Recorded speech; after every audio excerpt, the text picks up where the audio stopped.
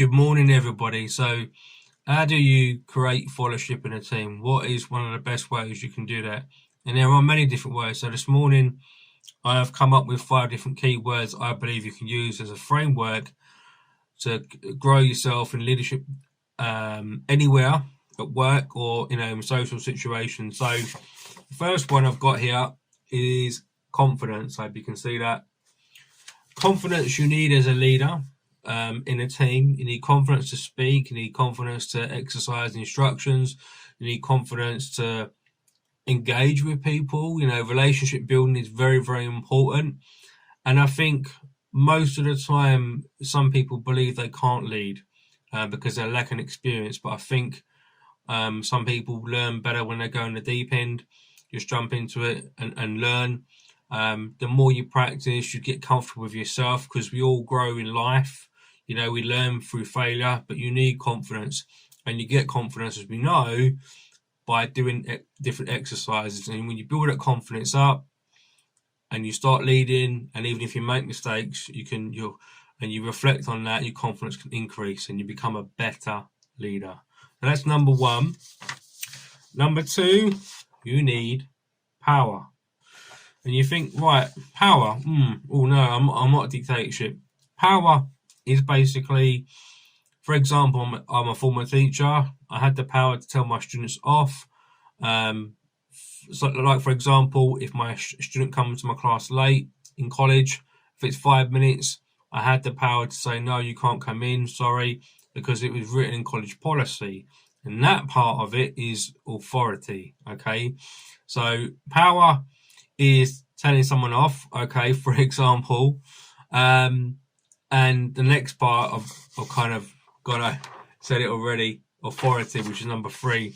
So classroom scenario again, okay, I've got the power to tell students off. I don't have the authority to expel them, but I've got the authority to say, look, you can't come in class if you're fired 5 minutes more than late because it's written in college policy. Now, in leadership performance or behaviour, as growing as a leader, you need to exercise the balance of power and authority because you don't want to come too hard down on your team, but you need to exercise the balance, and that's really, really important. Number 4 is respect. One of my favourites. Some people say you've got to earn respect. Some people say, you've got to be an example to your team. As a role model, as a teacher, I've got to gain more respect to my students. And the way that I used to do that, to give an example, is to build good relationships up, because we all know that people are the best assets in business. And if I treat you well, how you doing? You all right today? And you build up on that, you get to know a person, or if you're in a team, you get to know people's likes, dislikes, what makes them tick, and you kind of mold the relationship building process up. And then you gain respect because you're not putting people where they don't want to go. You're using the skills and strength of each person. And then you get respect. And respect, as it grows up, my last point, integrity. Because everything we do as a leader should be monitored. I'm not saying you have to, someone's watching you. People might watch you. Of course they do. But watch your own behaviour. Having integrity to be honest with yourself, having integrity to be honest with your employees or your team, or even your family members, because being a dad, for example, is being a leader. So those are 5 behaviours that I think are really important to create followship. And there are many you can build. There's so many different words, but I thought I wanted to give something quite quick, short, sharp, interesting, 5 keywords that you can use. So go ahead and try and build a framework up from that. And then in my next video, I'm going to give you an example or explain what advanced frameworking is, something that I've built myself. Okay, thanks for watching.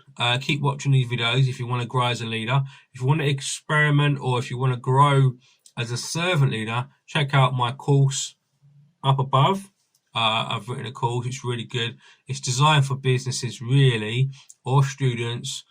And it's really good for business because it allows you to work in pairs remotely use worksheets, pretty much like LinkedIn Learning with worksheets you get from there, and you can experiment and grow as a servant leader through different behaviours that I've put in it. So thanks for watching.